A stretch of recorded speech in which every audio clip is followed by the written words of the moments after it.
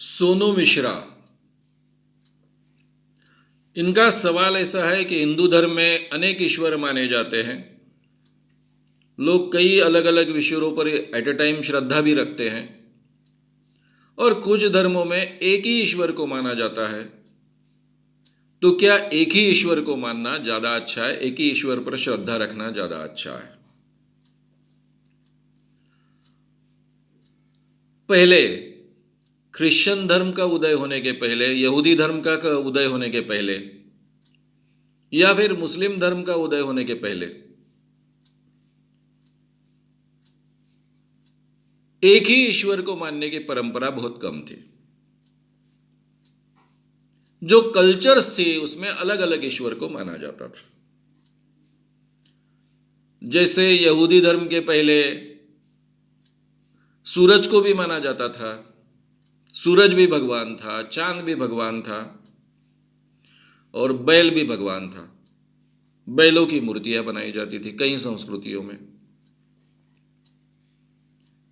उसी में से एक ईश्वरवाद निर्माण हुआ।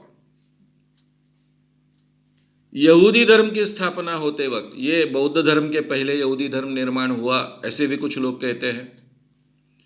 कुछ लोग कहते हैं कि बौद्ध धर्म पहला धर्म है और उसके बाद में यहूदी धर्म निर्माण हुआ। फिर कुछ लोग कहते हैं कि जैन धर्म बौद्ध धर्म के पहले ही निर्माण हुआ था। उस वाद में या फिर उस डिबेट में मैं पढ़ना नहीं चाहता, लेकिन यहूदी धर्म पहले हो न हो, एकेश्वरवादी धर्म निर्माण होने के पीछे की धारणा यही रही है कि अलग अलग ईश्वरों को मानते हैं, उसमें बढ़ जाते हैं। उसमें से सही माने में लोग एक दूसरे के साथ में जुड़ नहीं पाते और लोगों ने एक दूसरे के साथ में अगर जुड़ना है, वेल ऑर्गेनाइज होना है, तो उन्होंने एक ईश्वर को मानना चाहिए, एक नियम को मानना चाहिए। और इसी में से मोजेस ने, उसके पहले भी प्रेषित हुए हैं। पहले प्रेषित आदम को मानते हैं, दूसरे प्रेषित नूहा को मानते हैं, नूहा। फिर तीसरे प्रेषित मोजेस को मानते हैं, मूसा भी कहते हैं उसको हिंदी में। जिन्होंने यहूदी धर्म निर्माण किया, जू धर्म निर्माण किया, ऐसा मानते हैं। वे एक ही ईश्वर को मानते थे, यहोवा, जेहोवा, यहोवा, अलग अलग नाम है। ये जो ईश्वर है वही ईश्वर को क्रिश्चियन धर्म के लोग मानते हैं और वही ईश्वर को अल्लाह के नाम पर मुस्लिम धर्म मानता है। फिर उसके बाद में पैगंबर जो पैदा हुए, मोहम्मद भी हुए। फिर उसके बाद में मोजेस के बाद में, मोजेस यानी यहूदी धर्म के संस्थापक। उसके बाद में यीशु, जिन्होंने क्रिश्चियन धर्म निर्माण किया। फिर उसके बाद में मोहम्मद पैगंबर, और मोहम्मद पैगंबर जी ने डिक्लेयर कर दिया कि इसके बाद में कोई प्रेषित आने वाला नहीं है, कोई देवदूत आने वाला नहीं है, कोई देव का पुत्र आने वाला नहीं है, मेरे बाद में ख़त्म। इसके बाद में फिर कोई भी प्रेषित जोड़ा नहीं गया। अब ये जो पहले 3 प्रेषित है, आदम को प्रेषित माना गया, आदम यानी पहला व्यक्ति, इंसान। फिर बाद में नूहा को माना गया। फिर उसके बाद में मैंने कहा मोहम्मद को माना गया, अब्राहम को माना गया। फिर उसके बाद में मोजेस। तो पहले 3 प्रेषितों ने कोई धर्म निर्माण किया या फिर उनका धर्म निर्माण हुआ ऐसा नहीं माना जाता है। मोजेस, यीशु ख्रिस्त और मोहम्मद पैगंबर, इन तीनों ने धर्म निर्माण किया ऐसा माना जाता है। तीनों के 3 धर्म हम जानते हैं। फिर बुद्ध धर्म बुद्ध ने निर्माण किया, उन्हीं के नाम पर है। जैन धर्म महावीर ने निर्माण किया। महावीर भी एक नहीं थे, तीर्थंकर कई थे। वो इतिहास में भी हम जाना चाहे तो बड़ी दिक्कत की बात है, क्योंकि सब पुराण कथा जैसा है। इतिहास का आधार है नहीं आधार है, इसके बारे में काफ़ी दिक्कतें हैं, इसलिए उसके भी डिटेल्स में मैं नहीं जाऊंगा। यानी बौद्ध धर्म भी एक ही ईश्वर को मानता है, बुद्ध को मानता है। अब ये ईश्वर है नहीं है इसके बारे में भी चर्चा हो सकती है। जैन धर्म एक ही ईश्वर को मानता है, ऐसी मान्यता है। और फिर ये बाकी के 3 धर्म जो एक ही ईश्वर को मानते हैं। और ये सभी धर्म से पहले हिंदू कल्चर थी। हिंदू कल्चर में कई देवी देवताओं को माना गया है। यानी फिर आगे संख्या बढ़ बढ़कर इतनी हो गई कि 33 करोड़ कहने लग गए। अब उसमें भी कुछ लोग श्लेष निकालते हैं, कुछ लोग कहते हैं कि 33 करोड़ यानी 33 प्रकार के देव, यानी 33 तो देव है कम से कम। जो श्लेष निकालते हैं वो भी मानते हैं कि 33 कम से कम देव है। तो ये अलग अलग देवों को मानने के कारण कुछ गड़बड़ी होती है क्या? ये मानकर ही तो एक ईश्वरीय एकेश्वरवादी धर्म पैदा हुए कि उससे इंसान वेल ऑर्गेनाइज हो गए, उनमें अच्छे ढंग से भाईचारा निर्माण होगा, उनके लिए एक ऑर्डर होगा। लेकिन ये हुआ क्या? बौद्ध धर्म से अनेक पंथ निकले, हीनयान, महायान, ये मेन पंथ है दोनों। जैन धर्म में अलग अलग पंथ निकले, दिगंबर, श्वेतांबर। इन धर्म अलग अलग होने वाले लोगों में अलग यानी पंथ अलग है, धर्म तो एक ही है, एक ही ईश्वर को मानते हैं। इसके बावजूद उनमें आपस में विरोधाभास रहा। और ये विरोधाभास केवल विचारों तक सीमित नहीं रहा, इनमें आपस में झगड़े भी हुए, मारकाट भी हुई है। अब जैनों में मारकाट हुई कि नहीं इसके बारे में आप ऐतिहासिक प्रमाण जुटाना न जुटाना इसके बारे में चर्चा हो सकती है। लेकिन बौद्धों में मारकाट हुई है इसके बारे में तो प्रमाण मौजूद है। फिर यहूदियों में अलग अलग पंथ है, लेकिन क्रिश्चियनों के पंथ बहुत ज़्यादा प्रसिद्ध है। प्रोटेस्टेंट है, कैथोलिक्स है और भी कुछ पंथ है, लेकिन ये 2 मेन पंथ है। और दोनों में आपस में मारकाट हुई है। शिया सुन्नी है मुस्लिम धर्म में, उनमें आपस में मारकाट इतिहास में हुई, यहां तक सीमित नहीं है, आज भी हो रही है, आज भी शुरू है। ये हमको जाहिर तरीके से दिखती है। यानी टेररिस्ट एक्टिविटी शिया सुन्नी के खिलाफ करते हैं, सुन्नी शिया के खिलाफ करते हैं। दुनिया में सुन्नियों की संख्या बहुत ज़्यादा है, शिया की संख्या कम है। शिया को पूरी तरह से खत्म करना चाहते हैं। ईश्वर तो एक ही है, शिया का और सुन्नियों का ईश्वर एक ही है, मोहम्मद पैगंबर। अल्लाह एक ही है, पैगंबर भी एक ही है। मोहम्मद पैगंबर पैगंबर है, पैगंबर यानी प्रेषित, देवदूत, भगवान का पुत्र। भगवान ने जिन्होंने संदेश लेकर मानव जाति के कल्याण के लिए भेजा, उसको पैगंबर कहते हैं, प्रेषित कहते हैं, देवदूत कहते हैं।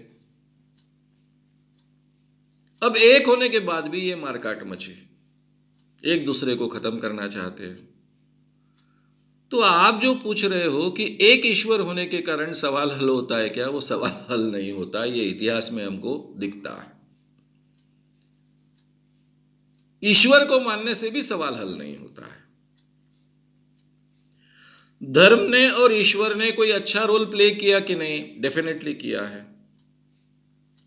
जो समाज एक रांटी अवस्था में समाज था, उसको बहुत अच्छे ढंग से ऑर्गेनाइज करने का काम पहले पड़ाव में कल्चर्स ने किया, संस्कृति ने किया। अलग अलग संस्कृति थी,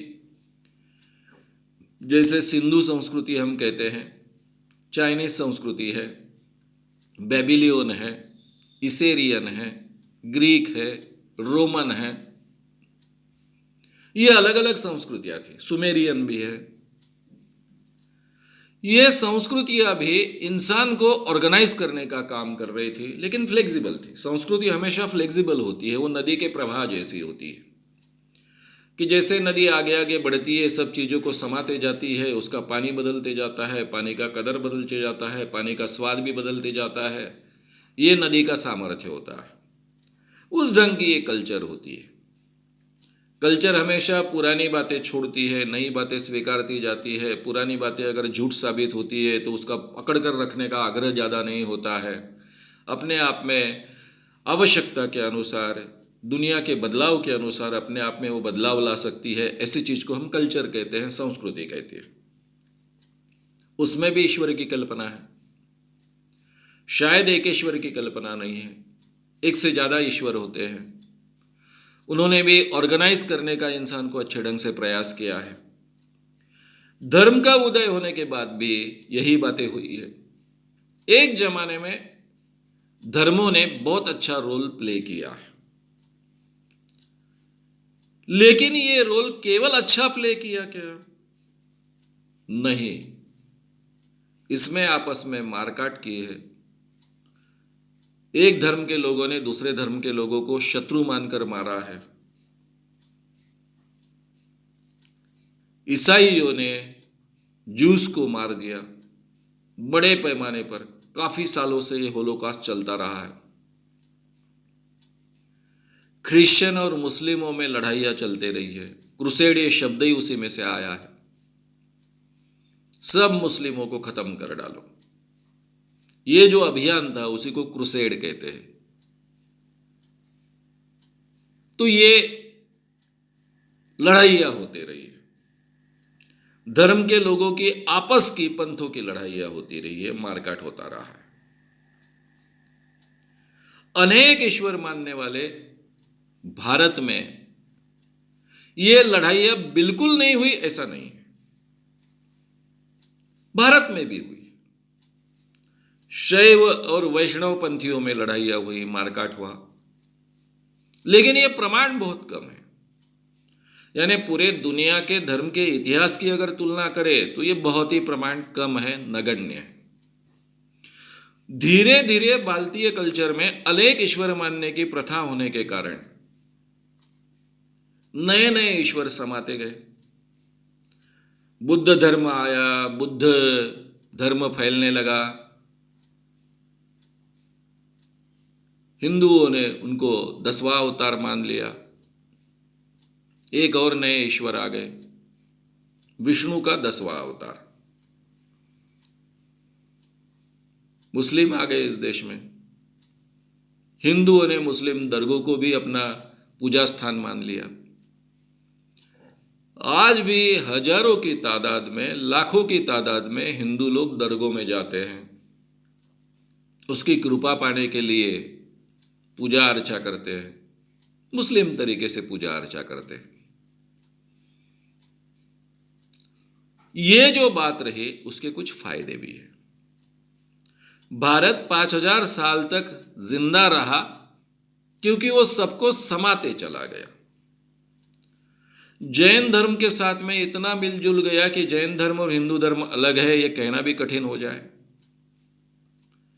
बौद्ध धर्म भारत में बहुत ज्यादा बचा नहीं, भारत के बाहर ज्यादा पनपा। यानी आज का जो भारत है उस भारत की मैं तुलना कर रहा हूं।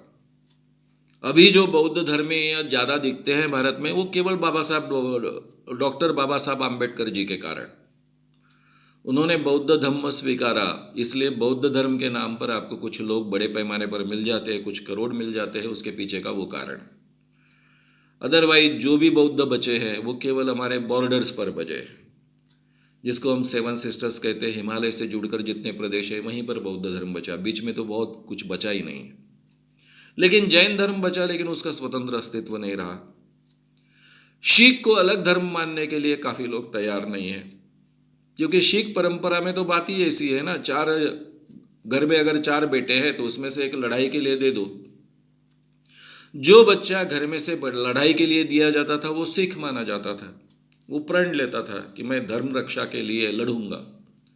तो इसलिए सिख धर्म को अलग धर्म मानने के लिए काफ़ी लोग तैयार नहीं हैं। भारतीय परंपरा में अनेक ईश्वर मानने की परंपरा के कारण भी ये समायोजन, सबको साथ में लेकर चलने की एक परंपरा निर्माण हुई। और ये भारत के, और जिसको हम हिंदू धर्म कहे तो हिंदू धर्म, हिंदू कल्चर कहे तो हिंदू कल्चर, इसकी विशेषता रही है। यानी एक ईश्वर मानने से सवाल हल नहीं होता है, मानव जाति का भला होता है ऐसा दिखता नहीं है। कई ईश्वर मानने से भी मानव जाति का भला होता है ऐसा दिखता नहीं है। सबको समान लेकर, साथ में लेकर चलना चाहिए, ये प्रवृत्ति बहुत आवश्यक है, जो भारतीय कल्चर का हिस्सा है ऐसा मैं मानता हूँ। उसमें अनेक ईश्वर मानने की प्रथा शायद अच्छा योगदान दे पाई। ये बहुत, हम कह सकते हैं कि ये इस कारण संभव हुआ कि अनेक ईश्वर मानने की प्रथा थी, इसलिए सबको साथ में लेकर चलने की प्रवृत्ति भी भारतीय परंपरा में, सिंधु परंपरा में, हिंदू परंपरा में पॉसिबल हुई, ऐसा हम कह सकते हैं। लेकिन अनेक ईश्वर मानते थे इसलिए ऐसा हुआ, ऐसा हम बिल्कुल कहे ऐसी भी बात नहीं है। हम कह सकते हैं इतना ही है। तो इसलिए आप कितने भी ईश्वर मानिए, अनेक ईश्वर मानिए, सिंगल ईश्वर मानिए, उसमें से मानव जाति का एकीकरण होना, उनका वेल ऑर्गेनाइज होना, सब इंसानों ने मानवता के साथ में जीना, ये संभव होता ही है, ऐसा नहीं है। ईश्वर की मान्यता के साथ में जो संस्कार आते हैं, सामाजिक संस्कार आते हैं, दूसरे के बारे में जो सोच है, जो संस्कार उसके लिए आवश्यक है, वे संस्कार आते हैं। उसके आधार पर यह समाज कैसे एक दूसरे के साथ में जिएगा ये तय होता है। इसलिए ये बात अलग है, यानी ईश्वर मानने से ये बात अलग है।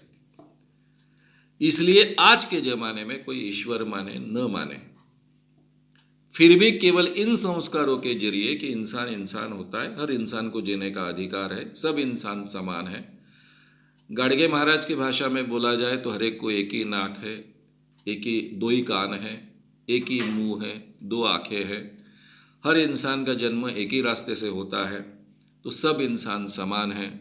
ना भगवान ने अलग अलग जातियाँ निर्माण की है, ना ही अलग अलग धर्म निर्माण किए हैं।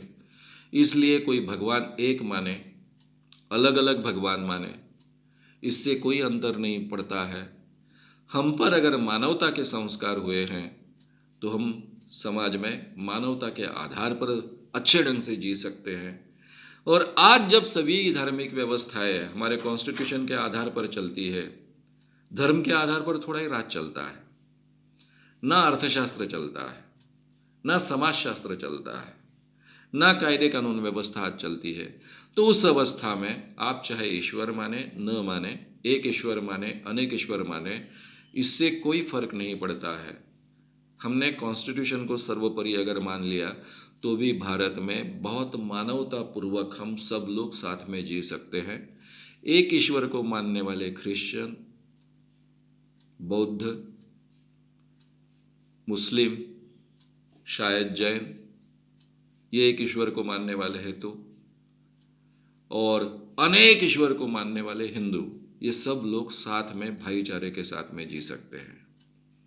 कॉन्स्टिट्यूशन ही हमारा सही माने में अगर धर्म हम बना पाए तो, और मानवता हमारे जीवन का हिस्सा बना पाए तो।